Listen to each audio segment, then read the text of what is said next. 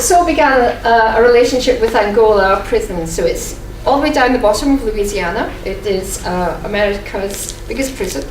They're all serving life there. It has a death penalty. It has there are 6 prisons on the. It's an old plantation, 2 plantations put together, and there's 6 prisons in it. Every prison has a church attached to it. Amazing. Amazingly enough. It was America's worst hellhole prison. It's the most dangerous prison. Up until about 20 years ago when a new warden came on board. Bible believing, raised by his mother in that kind of deep Southern America Christianity. Having said that, he was on his 3rd wife.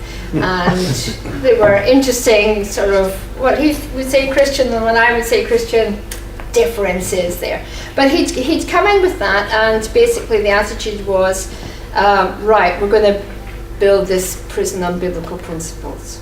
And that's what they'd done. And so it's now completely turned around, completely believing in rehabilitation and education, even though these guys are never getting out. There's a tiny, tiny percentage of them getting out now, because the law has just changed on some of them, so they're beginning to filter out, but they will never ever get out. So that's really how my whole prison experience began, just by being asked a question. This, in a way, I'm just going to share their stories, and maybe if you want to find out about, doing one in prison or whatever, then we can ask that. But it is about them, and also you, because it is about, what I love in this room is that we all have different experiences, and God is opening different doors for all of us. And so when God asks you the question, just go through it, because you don't know what's on the other side of it. I never thought Angola would happen and the other one to follow. So I think it's far more interesting for me to talk about them. So if that's okay with you, I'll just tell you some of their stories. I've just selected a few of the images from different productions. So this is Angola. Angola, because it's a huge prison, has, bizarrely enough, has a rodeo arena, which the prisoners built, because the warden likes the rodeo, so there we go. So we were able to, originally we were going to promenade it round the prison, in the fields outside, but there are killer ants and alligators and snakes out there. So when I did the first site visit, I was stung by poisonous ants. It was lovely, and that then became one of the things about working in the prison is you always have to talk about the security issue.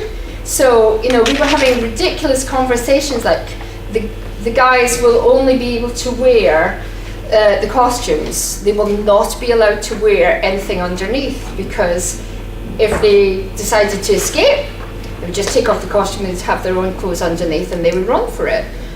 Be eaten by an alligator or a snake, but anyway, they would run for it. So those were the kind of really crazy conversations we were having. The prison decided in the end that was too high a security risk, so their guards all have guns around the place. So anytime we were rehearsing outside, we had to also have armed guards with us. So what you're not seeing at the top here are armed guards at the top there. So we managed to persuade them to do the whole thing in a sanded rodeo arena, which the week before we get into rehearsals has had the rodeo. So you can imagine what's in the rodeo. And the prisoners they're quite funny, because they were like, I'm not getting my feet dirty in that, and I'm not going in. And they're quite pernickety about what they will and won't do. And I had to sort of just take my shoes and socks off and get in there and walk amongst all this stuff left by the cows and things like that, to say, guys, it's okay, it's fine, out you come. So you've got all that, a lot of stuff going on. What we did manage to do was to persuade the prison authorities to let us do the feeding of the 5,000 in amongst the audience. And that's one of the things I try and ask every prison. Can we take them into the audience to do that? Because it's incredibly powerful, incredibly moving. This woman here, it was her mum's birthday this day, and she managed to get into the audience and give her mum a bit of the bread. Another of the women, her daughter didn't know she was in prison, and so every time they had a visit from the daughter, it was saying she was studying away, so she was able to connect with her daughter in this, which was very, very moving. So one of the most moving things is having people who society reject come out and give the bread to them. And one of the most powerful things, I guess, we talked a lot about, and I think this is where doing it within a prison with prisoners is incredibly powerful, is they understand the message. I have never seen these plays more relevant than I have inside a prison. So when you say, in this one we talked a lot about,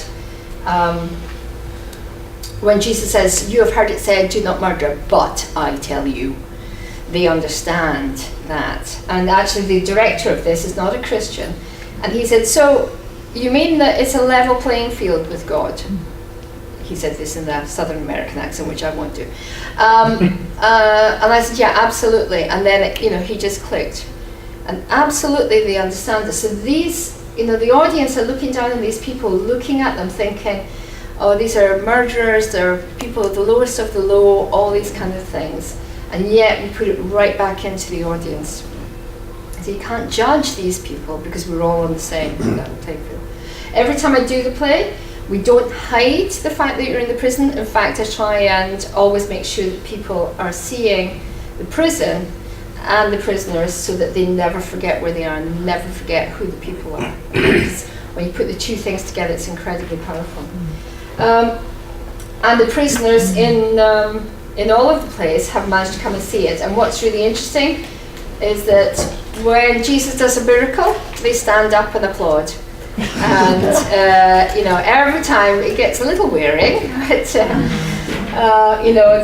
there's about 300 prisoners watching this that you don't see.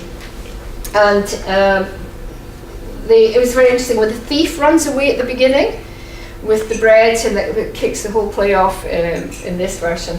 They stood up and cheered because he was running out of the prison. There was a guard at the other side. And they said, go, go, go! And it was just like, I never saw it. But every time Jesus did the miracle, they would stand and applaud and go, absolutely. In all of the prisons, they absolutely understand the message.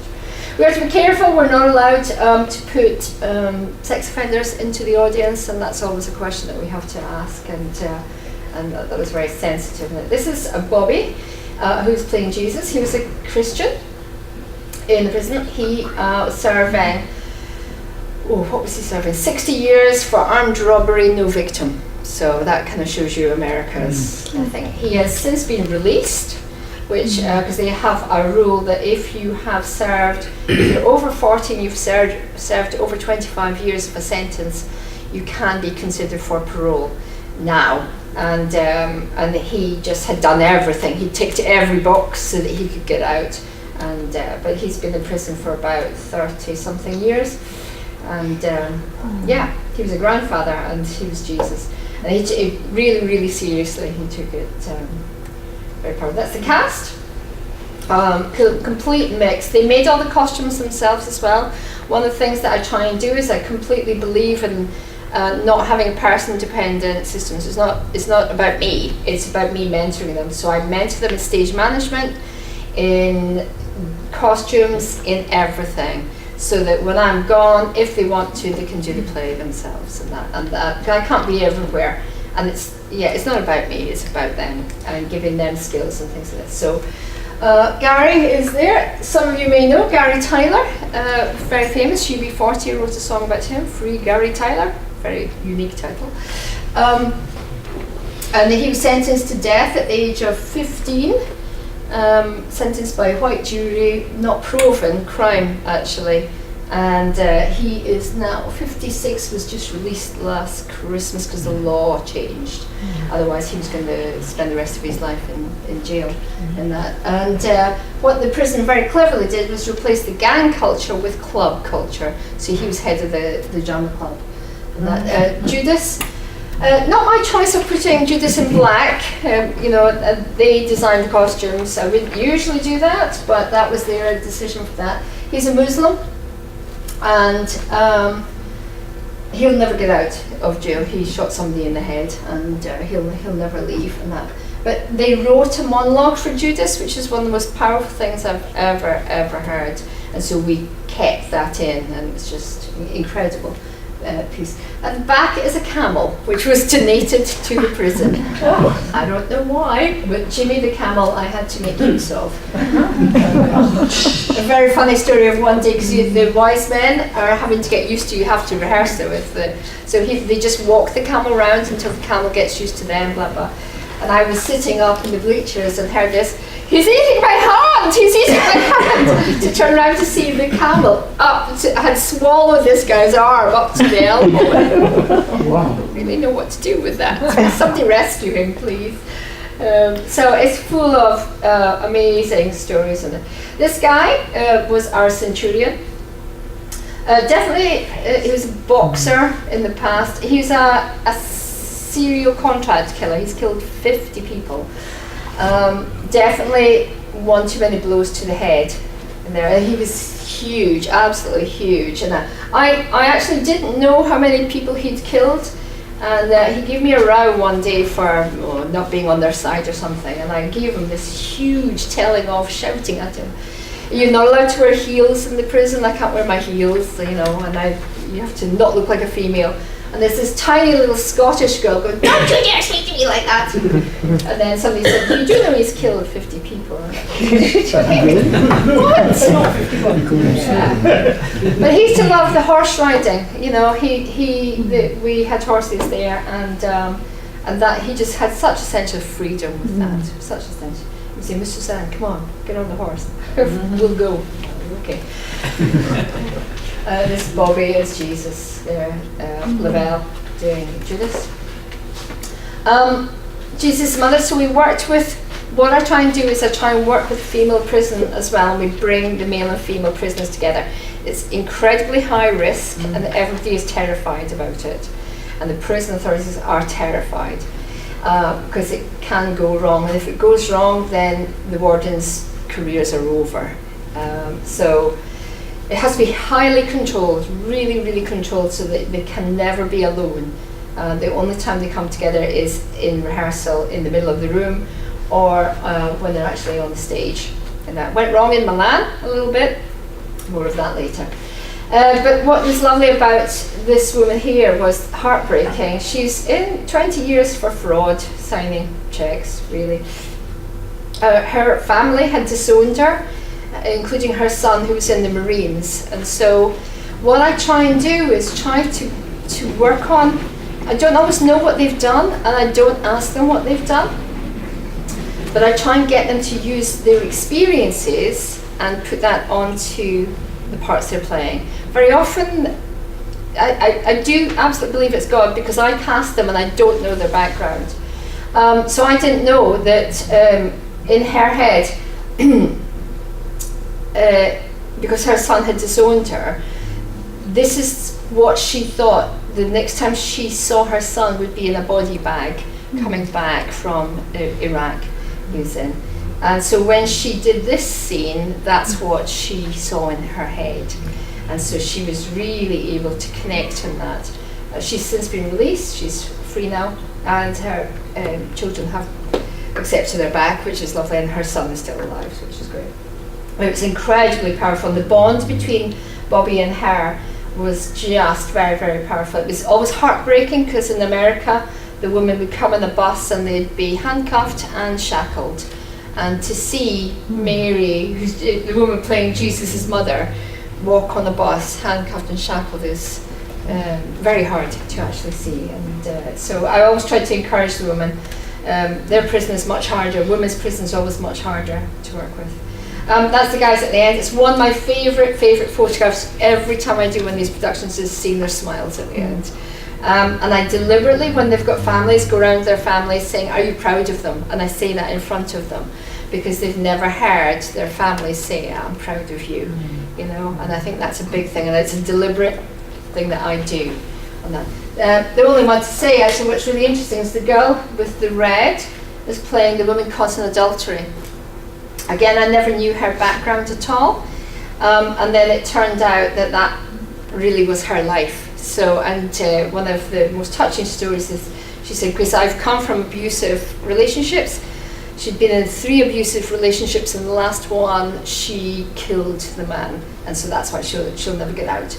And she said, when I kneel at the foot of Jesus, when I do this scene, when I kneel at his feet, I feel the forgiveness of Jesus, and I feel forgiven. And I spent most of Angola in tears after every rehearsal. Like, gosh, I thought I was just directing a play, That's what I always say to my actors. Never underestimate the power of the theatre. I think you all know this, that the power, we have no idea what the audience is walking in with, and the power of it. We just need to really believe the story and really tell the story. And I always say, what we forget is we tend to think these characters are halos around their heads, and they were just ordinary men and women to whom an extraordinary thing happened. And that's when the audience can relate to the story. So that's Angola. There's some just more pictures there. This is Brazil, very different. It's concrete jungle there. For those of you that heard about the riots in Brazil prisons just now, before you think I was incredibly brave going on, this is quite a modern one then. And so nothing like the ones that are really struggling just now. Most of the Brazil prisons are really horrendous, horrible places. This one was an okay one, just beginning to think about education and rehabilitation. So the only thing that was different was this is just a concrete square. All their cells are round about, and there was never a guard in there, because if a guard had come into this area, then they would have murdered him. In fact, I only found out after I'd finished doing the play. So, okay, I'll just go in and you'll lock the door behind me. Excellent. But they couldn't have been nicer. They were lovely. We'd nothing. We'd no budget really on this. We managed to get somebody to do the costumes for I think £200. Somebody painted a little bit of scenery for us, and that was it. And again, I'm mentoring 2 Brazilian people on that. This guy was the narrator. Started off doing a really small part, and then we had to build it, and he said, yeah, I'll do it. And we kept needing links, and he would go back to the Bible, find the bits of the Bible, and just come back the next day with it memorized. He had no teeth, so it was interesting. But his passion was just incredible for it. Always, like I said, I try to use, doesn't matter whether I'm doing the play in Edinburgh or Glasgow or whatever, I try to use the natural surroundings that I have. So for those of you that are doing open air, that's what we're trying to do, is to try and use the natural surroundings. So I put this is John the Baptist up there. Limited, we weren't allowed to take their red t-shirts off, so that was an issue. That became a big issue for crucifying Jesus, because of course I was all set to do the crucifixion bare-chested, but that's offensive. So in fact, they only told me the day before, so that was an issue, so they had to keep that. We weren't allowed to have female prisoners for this one, so this was a local church and their drama group. We took the women from that, and we managed to cobble together some sound as well for it.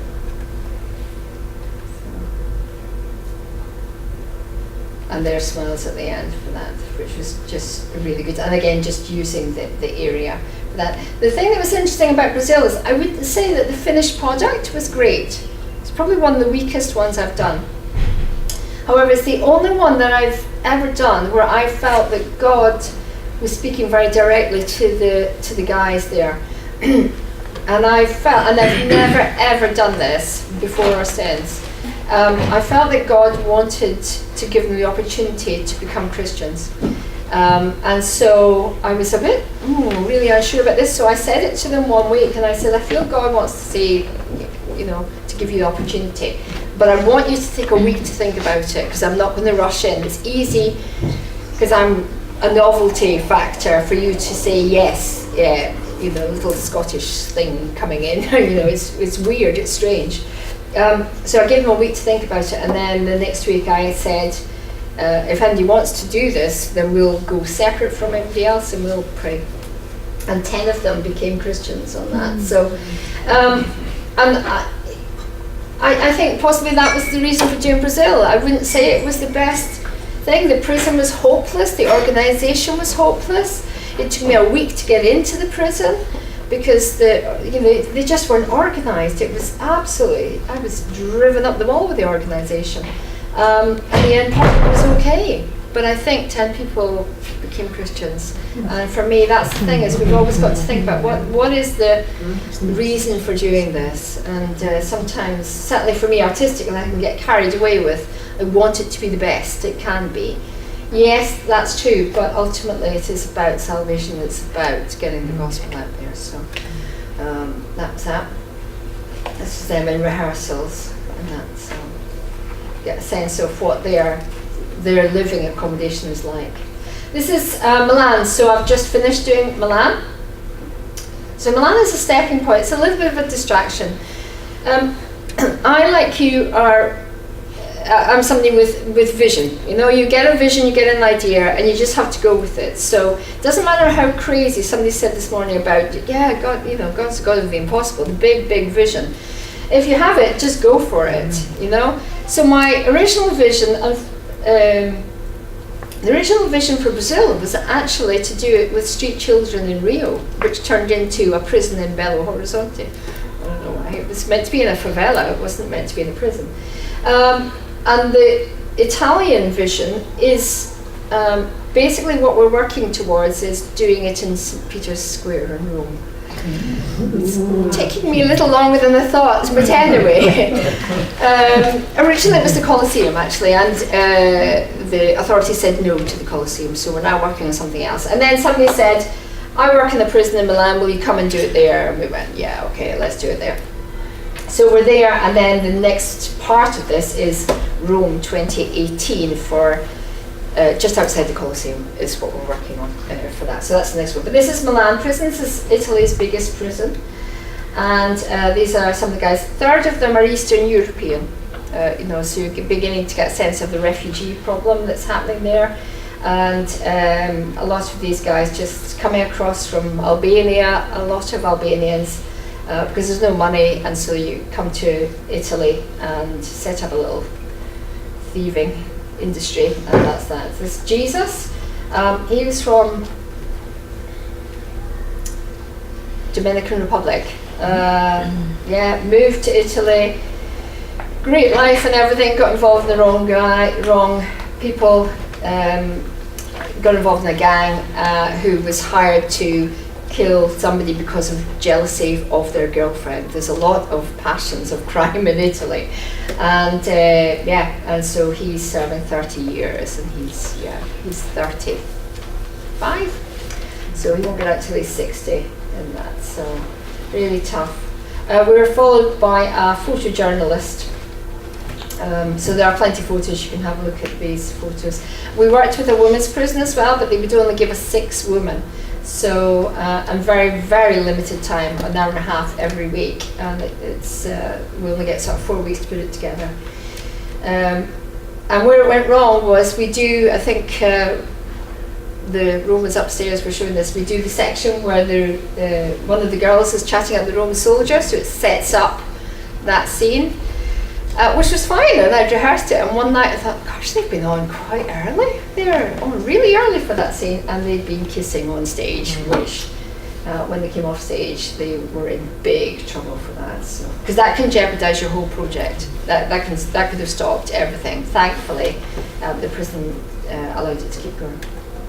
And that. Italy, it's very interesting, mafia connections, a lot of them mafia connected, so I joke now that I am mafia connected. Don't mess with me.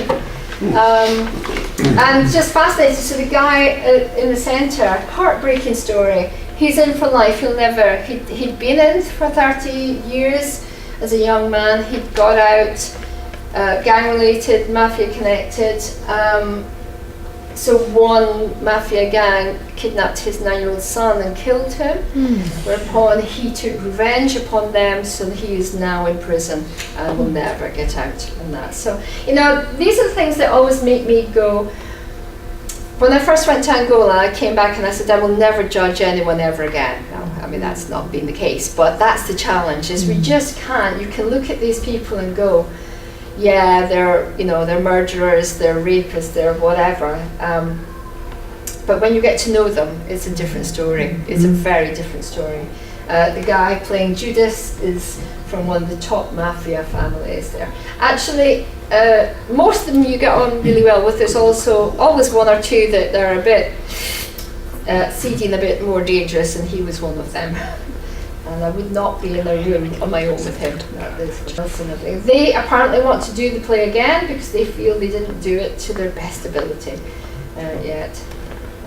So these are just some rehearsal shots. What I did with the cross, because we had nothing, there's no set, was I had the photographer take photographs which I then printed out, and we stuck all their photos on the cross. And so when Jesus at the end comes back in resurrection, he's doing his last speech about going to all the world, and he took their photos off the cross one by one. It's just a very powerful.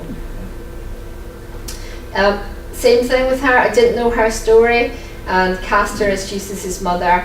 And right from the word go, she was filling up in tears. And it turns out her son had died. So, when she was doing that scene, she had that as well. So this is them outside rehearsing. And they all come with different agendas in prison. Some of them just come to, get off work. Some of them come because, very few of them come because they're Christian. Some of them want to do theatre, some of them want to see their friends, some of them want to meet the women, and you just have to work through that whole agenda.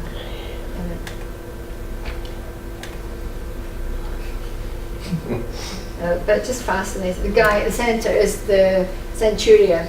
It's real anger management issues, which he was trying to work through, which we kept saying, I think you need to go back to anger management. And he was quite funny because he would just come to me and just in Italian. I don't speak Italian, but he just had no concept of the fact that I didn't understand the word he said. And I would be reading his face, and then I would go, see, yeah. Oh, no, yeah. Just brilliant, fantastic. This is mentoring, so I'm mentoring, I teach at an Academy of Performing Arts. This is an ex-student who's Italian. And one day I said to him, what do you want to do? He said, I quite fancy doing some directing. I said, well, come and be my assistant in that. And that's worked really well, so he'll be the assistant on the other thing. So just gives you a little bit of a... what's really interesting about Italy is virtually every Italian prison has at least 1 to 3 theatre companies working with it. In Italy, they really understand the power of theatre and rehabilitation. So in Rome, we tried to get into Rubibia prison. There are way too many theatre projects. We can't even get in. They just said no, we're too busy. And this prison has a purpose-built theatre in the prison. The women's prison led the way with that, and they now have one as well. So there were 1, 2, 3, 4 theatre companies working in this prison. That's just some shots of them. The reason these two wanted to be in the play is because he's in segregation, because he's mafia, and they're best pals, but they never get a chance to see each other, so that's why they wanted to be in the play. But then they kind of went, it's actually quite good. And he turned into be the sort of, we needed bread for the feeding of 5,000, and he went, well, I'm the baker in the prison. So there you go, some backstage. This is Jesus getting his makeup done. I always have to teach this, and I always take a pair of scissors in with me, which is one of my scariest days going in. I am taking scissors in, okay? Are we all right? And whether I get them back at the end of the day it's been okay so far. And that's just the end. That's the guys at the final thing. So they had a lunch for them and their families, which was lovely, until they started calling them all one by one, and I was a weeping, wailing mess of a person. So that's kind of it. Those all look big. They all look glamorous. They all look, scary, whatever. I do in Glasgow.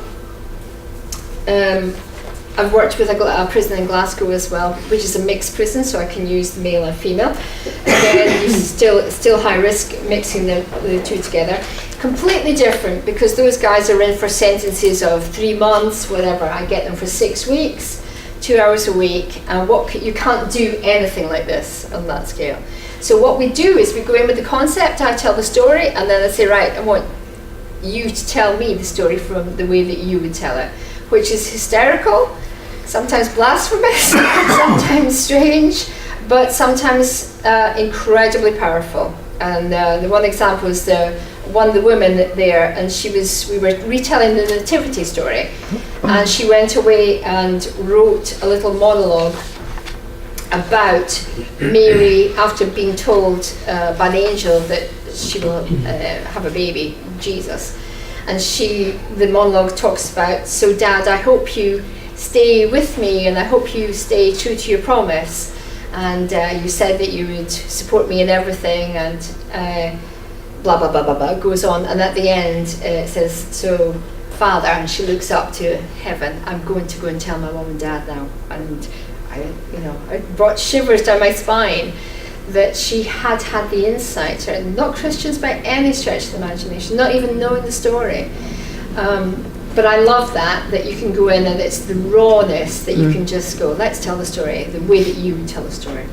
So Joseph was hungover when the angel came and visited him, and in very broad Glaswegian, just very, very funny, but very worthwhile doing. So I guess that's prison challenges. Communication. You've got to remember that you're in the prison all the time. So I find myself saying to the guards, I know you're running a prison, but can I have virtual all the time? Communication breakdown. You need the top guy to buy into it, and you need to speak to them. Because if they say yes, it will happen, then everything else filters down. If they know nothing about it or they're not interested, when you meet the people who are it's more than my job's worth, you're going nowhere. And so I always have to try and get right up to the top. And it's always about mentoring, it's about filtering it down in that. Any questions? Well, the next one, I've got no prisons lined up, which is, I'm like, oh, okay. The Rome one will be working with people, so it's always about working with people who are disadvantaged. It's potentially working with refugees and people that have been trafficked. But because that's quite what's the word? They move a lot, so they're not always going to be there. So what we're going to probably try and do is, there are priests in training always in the Vatican, and there are English-speaking priests in the Vatican. So the idea is to use the priests in training and to bring them to the very people that they're meant to be ministering to, and put the two things together. That's the concept at this time. How do you get on with language? Yes. We always have the script translated, and the script that we use is Peter Hutley's script. And I've softened it a lot, and then we have to cut it a lot, and that's translated. Then I always have an assistant who is fluent in English, usually from the country that I'm working in, so that we can do it that way. But the story, you know the story, so literally when I go in, the first time when I went in Brazil, they'd been working. We follow a model. I go out for a week first, set it up. I go out for another week to 2 weeks, meet the cast and cast it, so that they then have the script and learn it. And then I leave them for about 6 months so they can learn the lines. And then I come back for a month and put the whole thing together. Very often your cast has changed in that time, and that's a challenge, but that's okay. So literally I just have somebody say the first thing I do when I go back is say, show me what you've done. And I just need somebody to say, this is this scene, this is this scene, and then I can watch it and I write notes and I give notes and then they're translated. So your note session is very long because it's a double note session. And in Italian it was went forever because they use about 10 words to our 2 words. So I was spin up my head. Just that about, you were talking about refugees being used in your next production and how they may be moved on, it's very difficult for them to commit. Yeah. I perhaps encourage you all that you may live in a town with people that are immigrants, or people that are homeless, or people who live lives that aren't easy to schedule. And from experience, I'd encourage you to accommodate within your script roles for them to play. Mm-hmm. And either they're roles that, it could be a whole story. You could have a parable, for example, populated by homeless people and actors who are able to commit. And if and it's happened to me many times, if they can't commit, if they actually end up having to move to a next town, or either they get deported, or they lose their home, or they're alcoholic and they move on and they don't tell you. It doesn't destroy the show, but my word, you've given them a chance. And some of them stay.